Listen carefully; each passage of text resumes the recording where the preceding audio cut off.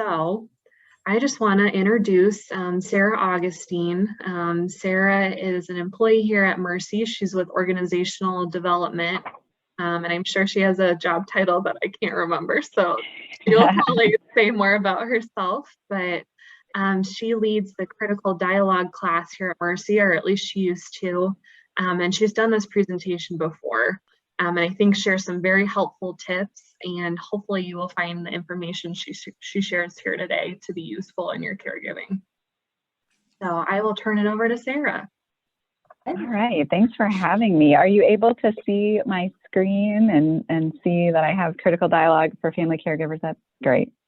So yeah, she mentioned I'm an education specialist here at Mercy. So my day job is mostly spent training people how to use our medical record system, which is called Epic. So where they do all the documentation and where you would get a bill from and all that kind of stuff. But I also get to do some leadership courses here at Mercy and teach this critical dialogue class, typically about quarterly.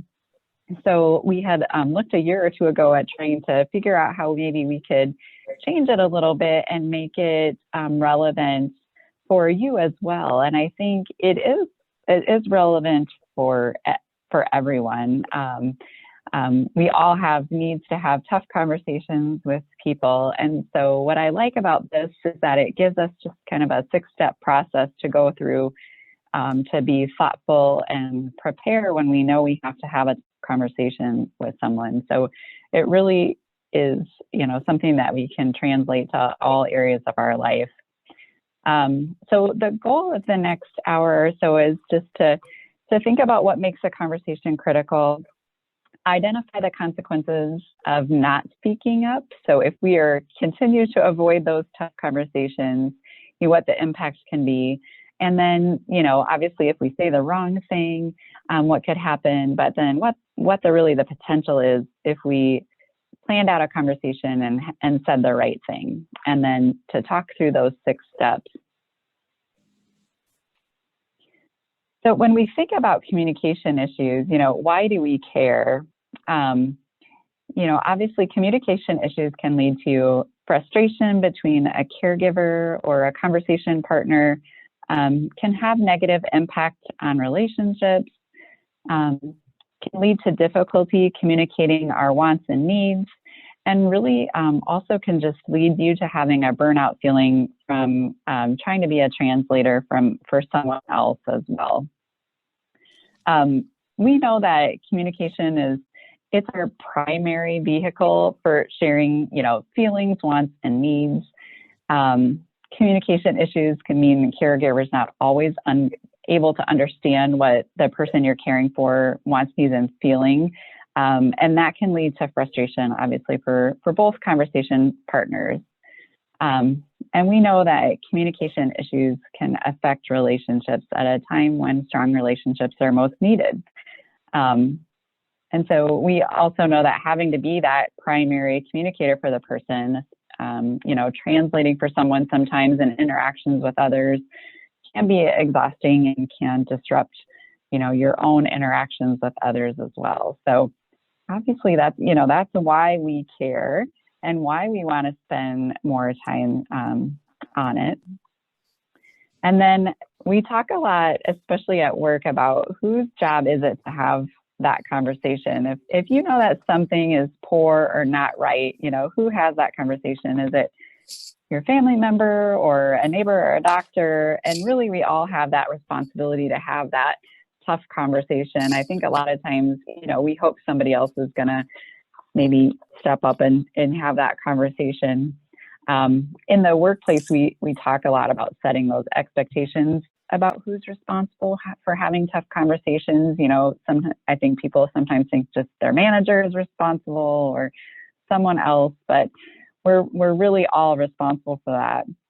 And one thing that I read about when I first was asked to help teach these classes is I read a study in healthcare called Silence Kills. And it was focused on healthcare employees, so looking at nurses. And and it really watched to see how many nurses saw a coworker, break a rule or make a mistake or act incompetently. So if there were 10 nurses, if there were 10 nurses that saw a coworker break a rule or make a mistake, how many of those 10 do you think actually said something to their coworker? If 10 people saw somebody act incompetently, how many do you think actually said something to that coworker about that? Like, any guesses? I know you're all mute. You can show me your fingers too. But yeah, it was one. Only one person actually said something to their coworker, and we'll talk more about why we think that is. But and I, at the same time, I also read studies about in customer service, where if I'm a customer service rep and I overhear a coworker giving bad information to someone on the phone, the percentages were really the same. So it wasn't just healthcare specific. I think it's just human nature that we're hesitant to have those tough conversations. And so really, similarly here, if we've observed that there's a level of concern that warrants a conversation with a loved one or with a doctor, or another family member, we shouldn't wait for someone else to initiate that conversation. But it also doesn't mean that you have to do it alone either.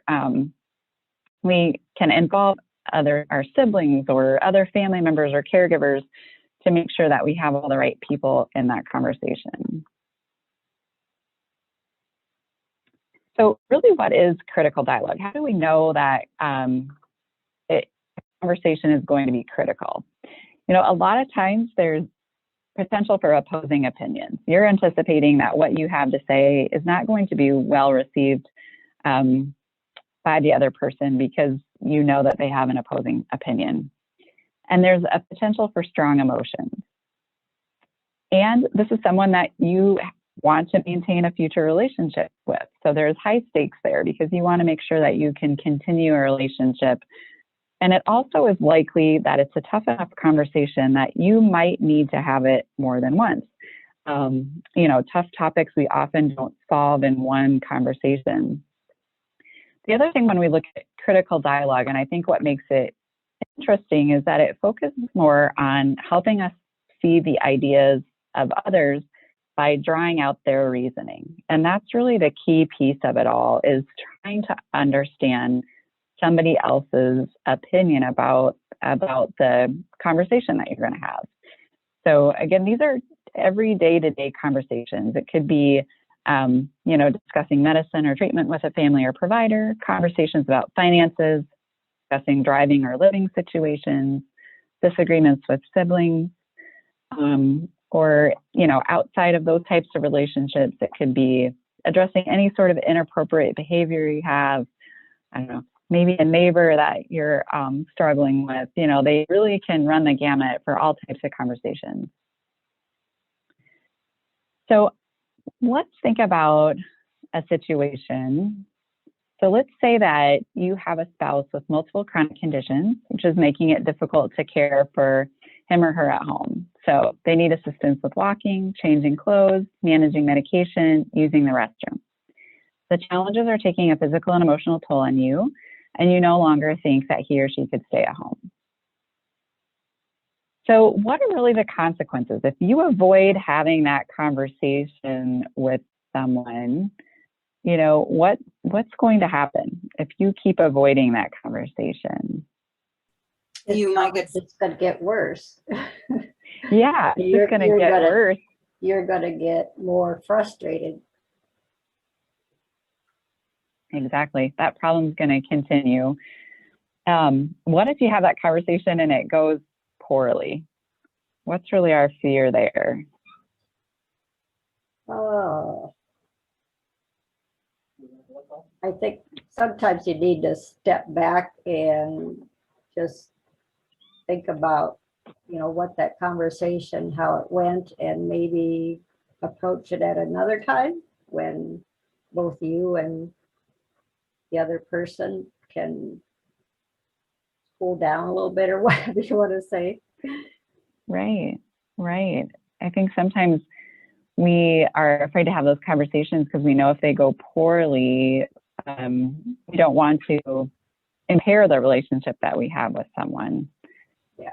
But I think a lot of times we avoid the discussion because we're worried about it going poorly, but we're not really thinking about what in this example, what happens if that conversation goes well? You know, what's really the upside of having that conversation with someone, with our spouse?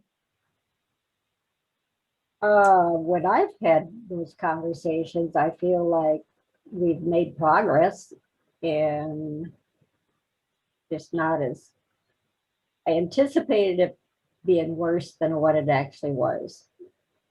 And it turns out to be an okay discussion usually. That's good. That's good insight, Vicki. I think that a lot of times we do build it up in our minds too, to think that sometimes things are going to be worse than they are. And I think sometimes just thinking about preparing for that conversation will make that conversation go a little bit smoother. So why do you think that people choose to say nothing? Why do people avoid these conversations? They don't want confrontation. Absolutely. Yep. I don't like conflict. Yeah. I don't either. I agree. Like, I don't like conflict either. So we choose to avoid tough conversations because we don't want conflict. Why else do you think? You're afraid you're going to hurt the other person's feelings. Absolutely. Yep.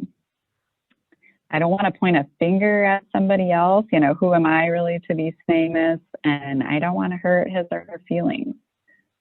I think kind of back to the whose responsibility is it to have that conversation. I think sometimes there's a thought that maybe somebody else will say it.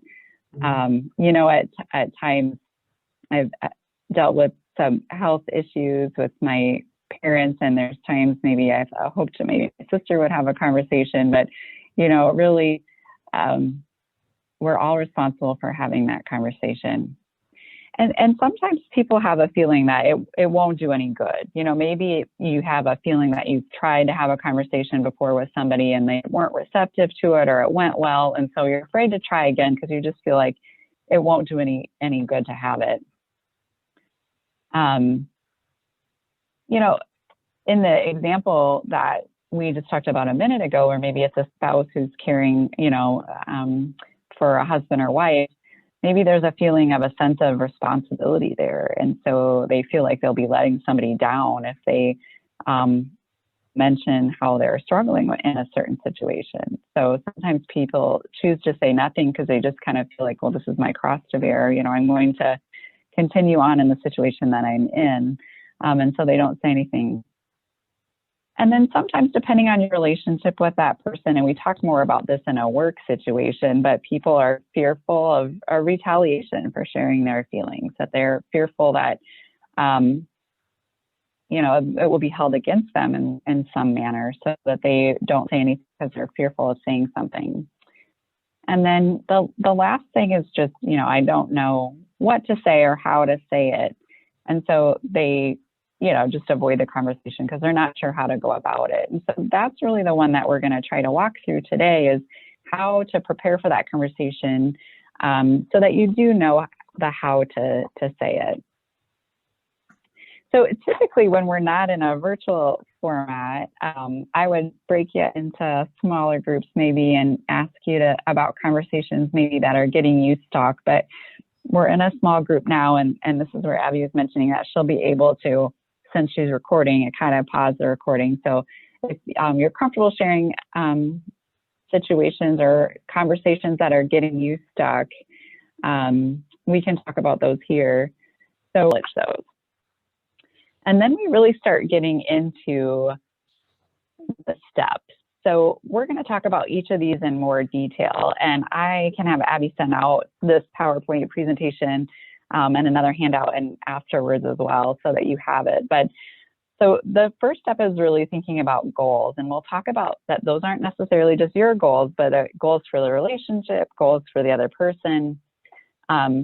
And then we're talking step 2 about safety issues, and safety isn't necessarily physical safety. It's, are we leading with an intent of having a dialogue, or are we leading with defensiveness?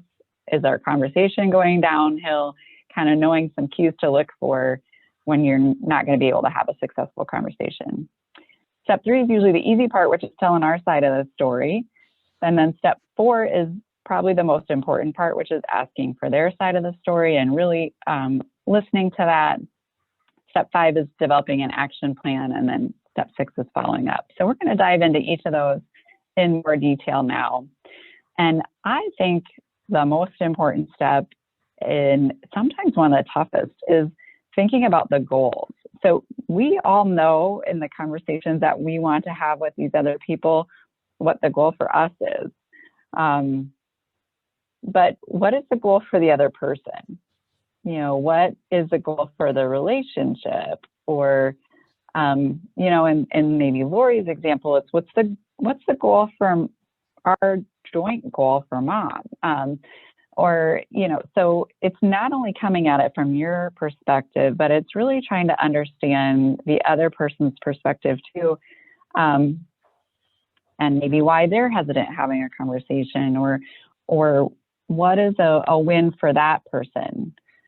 So in the example that we talked about earlier, where we have a spouse who maybe knows that they're struggling providing that care for, you know, for their husband or wife, and they know it's becoming physically challenging, and they know it's probably time to be asking for some assistance or to look at maybe an assisted living. You know, what would be a win for that other person? How could, if you're thinking about a win for your spouse, what would that win be? So when we think about goals, I think just, you know, acknowledging when you're planning that conversation that you probably have a goal for yourself, but you have a goal for that other person. And then you also have a goal for that relationship. You know, if it's with a spouse or, you know, somebody, I don't want that person to feel attacked. I don't want our relationship to be impaired by the result of this conversation.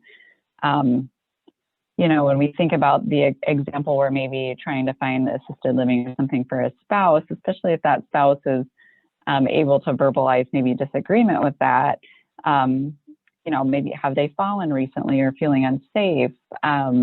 Is that spouse worried for your physical well-being? And maybe preserving your health would be a win to that spouse.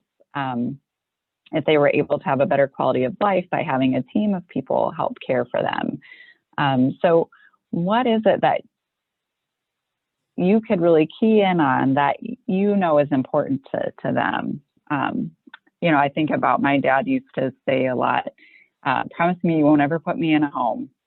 And really trying to break down, like, what is he, you know, what is he saying when he's saying that? What does he mean by that? And I think what he really was saying was, you know, protect my dignity, promise you'll protect my privacy, promise I don't live in pain, promise you won't abandon me, you know, and trying to get at the heart of really what his concerns were, to make sure that I was keeping those concerns at the front of my mind when I was having conversations.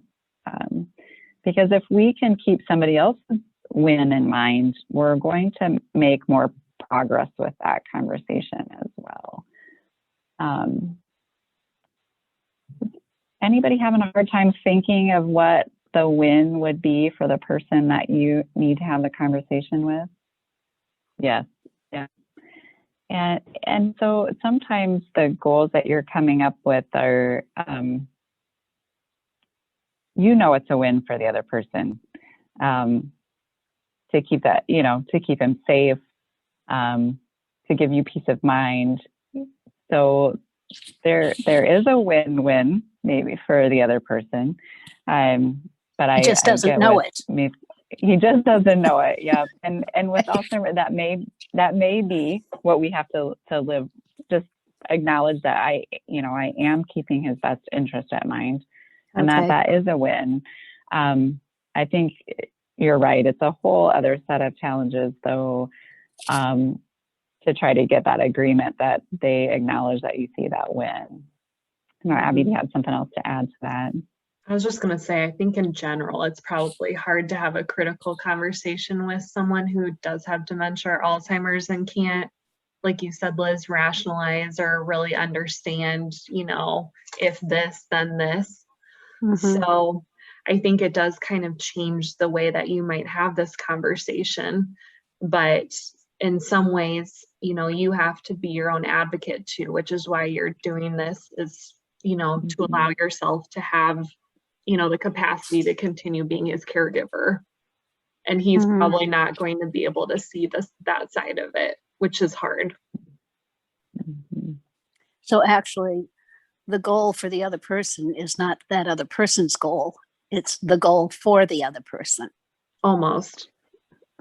Yeah, I think in your situation it is. Yeah, I think sometimes, I think we need to think about what the other person's goal is, because we want to take that into consideration where we can. I think in your example where it's an issue of, safety and well-being, that even though you understand his goal may be just leave me alone for a couple, I'll be fine. That in your example, your personal safety goal for him is going to outweigh maybe his goal. But, if I was thinking about a goal for the other person, we do want to, where we can, acknowledge what the other person's goal is in the situation. So we use in a workplace example a lot about maybe I'm a nurse on a floor and I have a coworker that's coming in late all the time and it's impacting us all. And I need to have a conversation with that person. It impacts me because I'm having to take care of their patients and all that kind of stuff. But in that example, what's a goal for that person? And I want to have a tough conversation with them. Really, what is my goal, or what is their goal? So it's thinking about what is the situation from their perspective. And maybe when they come in, they know their coworkers are all irritated, or that they don't feel like their patients are being well taken care of. So if I could, spin it a little bit to be like, I don't want you to come in and feel stressed, or, there are pieces of it that sometimes I think we can turn it and think of the other person's perspective at times. So I think we also just want to think about communication. You've probably heard this over at times, 7% are the words that you're using. 19% is your tone of voice, and 74% is the body language that, so this goes both ways, when you're speaking and also when you're seeing, how somebody's responding to you. And then just kind of a thought that if it really is a super hard conversation where you think there could be some opposing opinions, or you really want to make yourself heard, it's still hard to replace in person or over the phone, just so that you can hear that tone of voice. A lot of times things are misinterpreted in email and text. Humor doesn't come across right. Like sometimes people try to use humor and it doesn't come across right, or people come across short, or, I didn't know that all caps in text was bad to use, that people see that as yelling or something. So it's still, even in the past year where we haven't been able to be face to face, if we can have conversations over the phone or via Zoom or things like that, that still is better when we can over email or text. And then just right now too, in the planning stage for the conversation, I know one of you mentioned, I remember, about timing of it, just when do I have that conversation? So, usually it's better not to bring it on somebody, take a time to find a joint time that works both for you. And, your loved one or the person that you want to have the conversation with, is there a better time of day than another maybe to have a conversation? If you're having a conversation with somebody that does have some health issues, is right after breakfast a good time of day? Or when are they least distracted? Is it all possible to have a conversation in person versus over the phone?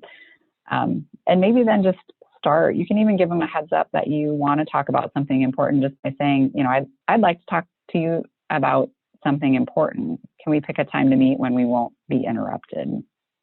just put that out there that you would like to find a time to meet when, so that they know that you have something that you would like to talk to them about. So step one was that win-win goal. And then when it comes to step two, so you're actually starting, I've done all this planning and I'm ready to start that conversation. We talk about safety issues. So when can you tell that somebody wants to fight, flight, or freeze? So, and not necessarily physical fight, but that's, immediately defensive, immediately argumentative, is more what I think of fighting. Or flight, yeah, that person is just going to be out of there. They're going to try to leave that conversation as soon as they possibly can. And then you have your people, and I have 3 kids, and I think they all would react very differently in tough conversations. One of them, it is just a freeze. They're not going to say anything. They're not going to respond at all. And we know that silence isn't always agreement either. So if you're seeing those, that fight, flight, or freeze, that's really a sign that somebody isn't feeling safe in that conversation for some reason. So I read somewhere that says people don't get defensive because of intent of what you're saying, but because of intent. So you may have to clarify your purpose. So do they feel they're not being respected, or do you not have a mutual purpose, that mutual goal in mind? So do you need to go back and try to reestablish that win-win for both of you, or do they feel like you've disrespected them in some way?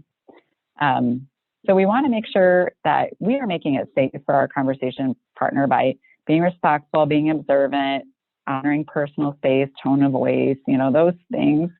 And it's important that people know we care about their best interest and goals, and that we care about them. And so, like in this situation, we're talking about, family members. So obviously we care about them, and we do want to have a win-win goal. If it's something that's not a family member, that you're having a tough conversation with, it doesn't mean that you have to be friends. But even if you're not friends, we want to make sure that everybody knows we're treating them with dignity and respect. And you deserve the same in return as well. So we also want to make sure that you're feeling respected in the conversation and safe in that conversation as well. So sometimes, especially if it's a tough conversation and you're bringing it up for the first time and somebody's immediately defensive, try to take a step back and clarify what you mean. And like I said, kind of the I'm okay, you're okay. Either they're saying you don't want what I want, you don't want what I want, or you don't respect me. So we're going to take a deep breath and kind of apologize if necessary. So that might mean it's kind of clarifying that don't or do. I don't mean that I don't want to continue to care for you. I don't mean that I've decided a care facility is the best solution. I do mean it has become more challenging, and I physically don't know how much longer I can safely do this for both of us. So kind of clarify that I don't mean, I do mean. And if they're not open at that point in time to discuss it, you may need to pause the conversation and just say, this seems painful to discuss right now. I'm sorry, let's talk about it at another time. So we kind of said at the beginning that critical dialogue oftentimes might take more than one conversation. But the easiest way to reduce defensiveness is just by listening. Usually the more curious you become, the safer others will feel to share their opinion as well. But oftentimes, especially that if you know there's going to be opposing opinions, you might have to do some of that. I don't mean that I don't want to continue to care for you. I don't mean that I've decided this is best. I do mean that it's become challenging and more physically. And so, Lori, like in your example, maybe that's something that you can use, that I do, I don't. I don't mean that I don't want to care for mom any longer. I do mean that it's become more challenging for me, and I don't know physically how much longer I can do with this, same number of hours or whatever that is. So sometimes that just helps to clarify the don't and do's of what you mean. Step 3 is the telling your side of the story. So that's the part Sometimes that's the easier part. I would start, if you have multiple points to make, I would start with the least controversial and most persuasive part. And I think it's good to let people know ahead of time that it's okay not to agree with everything that you're going to say. So maybe, and use I statements. So I've noticed you're less steady on your feet. I'm worried you're going to fall and I'm not going to be able to physically help you. Or last week when I helped move you from the chair to the bed, I pulled something in my back and I fear I'm not going to be able to keep either of us safe soon, things like that. It works more effectively than using sentences with you need to, or you just have to, which could feel more accusatory to them. So, but this again it takes some planning when you're planning that conversation, just to think, what are the facts? And okay, is this a good time? And you're going to start with your facts and letting them know it's okay to challenge me.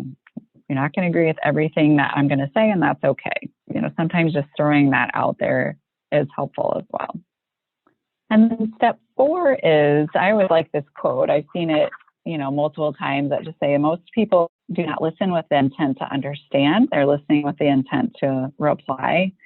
So, this is really their chance. And I'm outlining these steps like they happen in linear fashion, but oftentimes I think as soon as you start to tell your side of the story, you may get interrupted. And that's okay. I think it's okay to listen to their side of the story. Everybody can have their turn. So we don't want to interrupt. We don't want to rush them. If it's a in-person conversation, you want to watch their body language. But the goal here is, and I kind of laughed when I read it this way the first time, is your goal is just to discover how a rational, reasonable, and decent person would think as they do. So especially if it's somebody with opposing opinions, sometimes we tend to enter that conversation thinking, I don't know why they would act that way, or the way that they're going to act is unreasonable. But, our goal through the conversation is really to try to understand, why they're feeling the way they do, and to make sure that we have that win-win in mind. So, this is where we're going to let them get their stuff on the table. And then if we haven't got a chance to say our side, then we would make sure that we have a chance to tell the facts. But, just ask open-ended questions and listen. I think sometimes this step is harder than I think, because we often are processing in our own minds what it is we want to say in return. So just that really being present, fully present with somebody as they're telling kind of their side of the story is important. All right. And then just be prepared for sidetracks. I think when you're having conversations, and you know the person that you need to have the conversation with, and so you may be able to anticipate some of these. I have seen before, when I've had tough conversations with people, some people are criers, and some people are yellers, and some people revert to silence or humor, or sometimes ignorance. I have no idea what you're talking about. I've never done X, Y, Z, or I've never said I wouldn't help, or all those kind of things. Or an appealing for mercy, where, I've got so much going on, and I'm not going to be able to help because I have this going on in my life. And, or sometimes we get vague commitments where it's almost like the issue you're bringing up is being minimized. Like, oh, yep, sure, I'll help. Where it was almost like, well, that was too easy, So did you just get a vague commitment so that they could exit the conversation quickly? Or sarcasm or blame. So I think it's just thinking about that ahead of time and trying to anticipate how that person may react. So can you anticipate these from any of the people that you need to speak with? Even with best of intention, then all of a sudden it's their personal topics, they mean a lot to us, and all of a sudden, yes, I might cry or I might yell, and And then, yeah, and then I think it is just recognizing, okay, I'm not in the mind space to be having a good conversation right now either. So that is where we probably need to say, all right, let's take a step back. And then when I come back to that conversation, it probably is acknowledging that, that didn't go well and that I own a piece of that. So that's a great observation. Thank you for sharing that. So I think it's just, if you come across these, it's kind of trying to acknowledge what that might be. So is it that they're feeling that we've violated respect? Is it that we still haven't gotten across that win-win? So it may be restating your goals, restating at this point what you're hearing them say, to try to, if it's, crying or yelling or anything, let's try to restate what they're telling you. But it may be a point where you have to exit the conversation for a little bit, and that's okay. Sometimes this will take more than one effort, but the next time, maybe there would be less emotion tied to it as well. So I think, again, it's just, I recognize as you're planning for the conversation that they don't always go smooth the first time, and that's okay.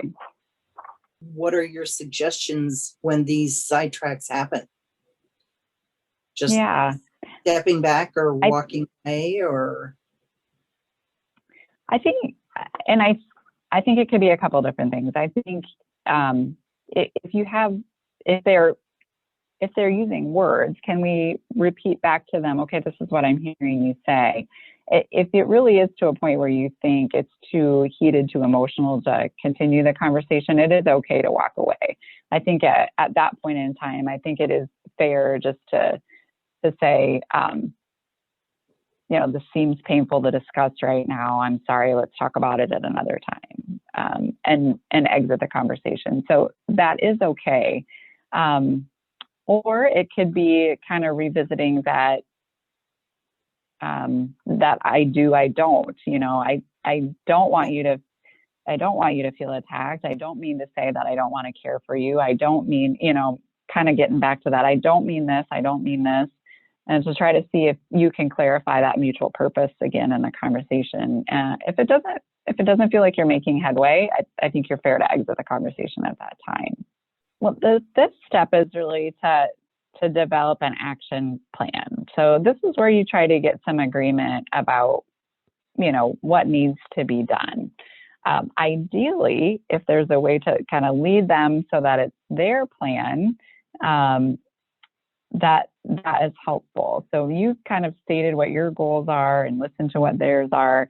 And now if there's a way to come up with a joint plan, so Lori, kind of thinking of your example, you're kind of saying what you need, and if there's a way that your sisters can kind of suggest what they're able to contribute, and hopefully having listened to your perspective and now coming up with this joint plan, we want to make sure here that we get commitment that is specific, measurable, attainable, relevant, and time bound. So we talk about creating goals that are SMART, and that SMART stands for specific, measurable, attainable, relevant, and time bound. So that we really have those specifics there. But the important thing here is that it's an agreed upon action plan. It's not something that you're giving to somebody.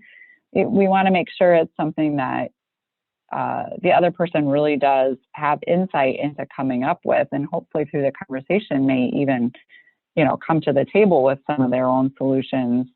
So maybe it's even asking the question, in your opinion, what's the best next step? To just throw out that open-ended question so that they have to come up with some goals themselves. But the key here is really to come up with that. And I know the bottom of this page says safety check. You're kind of doing that all throughout. It may feel like sometimes those detours, those sidetracks come out of nowhere at times you least expect too. So just kind of acknowledging that could still happen at any point. And action plans seem like there wouldn't be a lot of emotion around that, but when it comes time now for somebody to actually make commitment to a behavior change or, you know, what we're going to do next. Sometimes you might see that pop up here as well. And then step 6, the last step is really to inspect what you expect. So we're going to follow up. We want to follow up if there's positive results, and we're going to follow up if there's negative results. So if you've had a conversation with, you know, somebody about helping out more often, or maybe your win is that you actually were able to have a conversation, you know, you want to make sure that you follow up by saying, you know, I appreciate that we were able to have that conversation, or I appreciate that you were able to help out, you know, last weekend with mom, or I appreciate that, you know, I was able to get away for a couple hours and that, you know, somebody was able to come in and help so that I could have that time away. You want to make sure that you follow up to inspect what you expect. But the hard part of that is if you've asked for a change and you're not seeing it, then we have to have that conversation again. Because if it was important enough for you to ask for the first time, then we want to make sure we're following up and that it's important enough to have that conversation again. I think with my kids, you know, if I have a tough conversation with them, it seems like I got agreement, and then next week something doesn't go well. You know, what am I telling them if I don't follow up and have that conversation again? You know, it's kind of really setting that expectation that it wasn't that important to me. So it's the same way with adults. You know, if we have a conversation with somebody and we feel like we've got an agreement, and then it turns out that we didn't have agreement, it's important that we follow up there, and let them know that what I talked to you about was important. And I think it's also important as we're planning for conversations just to recognize kind of letting go of that expectation and fantasy that once we have a tough conversation, everything's going to be well, because, you know, that's probably not going to happen. So I would anticipate that these conversations are ones you will have to revisit multiple times. So step 6 is really about establishing the expectation that what you've asked for is important to you and that it matters to both of you. And so it's important enough to follow up on. If the action plan that you agreed upon isn't met, then it's important that you follow up on that as well. And that's probably a whole other element to a tough conversation. So just kind of revisiting that, you know, what are your goals? And again, it's just not, so from a goal perspective, again, remember it's, you know, what are my goals for me? What are my goals for the other person? And what are my goals for the relationship? And then what's really that win-win? So I know what the win is for me, but what would be a win for the other person? And am I keeping that in mind when I'm having my conversation? And then step 2 is once I'm having that conversation, you know, first of all, I'm making sure that I've picked a time that works for both of us and I've tried to limit distractions. And then I'm going to look for safety issues. So those safety issues are signs that either the person is feeling disrespected or I haven't done a good job of clarifying that mutual purpose to show, you know, where is our common ground here and what is really that mutual purpose. And then step 3 is telling that side of the story. So making sure we start with our most persuasive, least controversial topic first. And step 4 is where we ask for their side of the story and we're being present and kind of recognizing that step 4 might happen before step 3, and that's okay. But we're going to really try to listen to them and understand where they're coming from so that if we haven't established that win-win, that we will. And then step 5 is developing an action plan, and hopefully it's one that the other person provides input to and comes up with solutions on their own. And sometimes that's just as easy as asking them, what's the next best step in your opinion? And then step 6 is following up and recognizing that, you know, that doesn't always go as well as we hoped, and that there are probably conversations we're going to have multiple times. But that if it was important enough for me to have once, and that it's an important conversation for both of us. So I'm going to have that conversation as many times if needed. What other questions do you have? That's kind of the end of the content that I had for today. We're just a little over about an hour and 5 minutes. What other questions do you have, or challenges that you're running into that you think you would need some help with?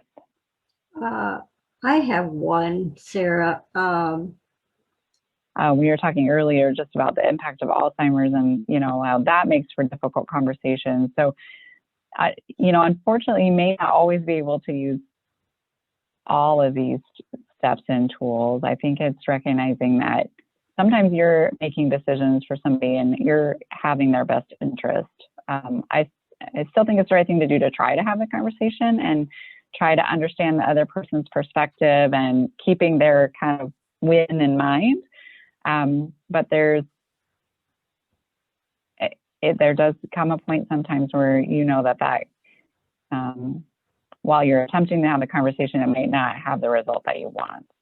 I said, I think even in your introductions, when you're talking about, the conversations that you need to have or trying to have, just the fact that you're already putting purpose and thought behind those things tells me that you will have long-term success. You may not have success the first time you try to have the conversation, but just the fact that you're thinking about those and that you're thinking about how the other person may react or how do you plan for that, you're already partially there. So I think it's just what I'm going to ask Abby to send out is I just have kind of a little worksheet that you can use that really tries to help you plan for that conversation and break it down into steps so that sometimes it, as you mentioned earlier too, just putting pen to paper really helps break down so that you stick to the points, and it gives you something to refer back to too when you're having that conversation. So I'm like, I've got it written down here, what my facts were that I want to stick to,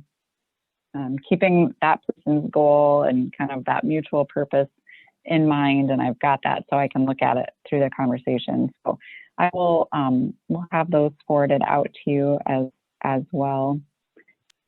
Well, I appreciate all of you sharing your stories and the conversations that are getting you stuck or that you need to have. And I appreciate you sharing those as well. So it was nice seeing all your faces and hearing your voices today. And I will send that off to you, Abby, this afternoon so that we can get that forwarded on so you can have the PowerPoint and a Word doc with a kind of a worksheet that you can work through. So thank you again for your time and participation.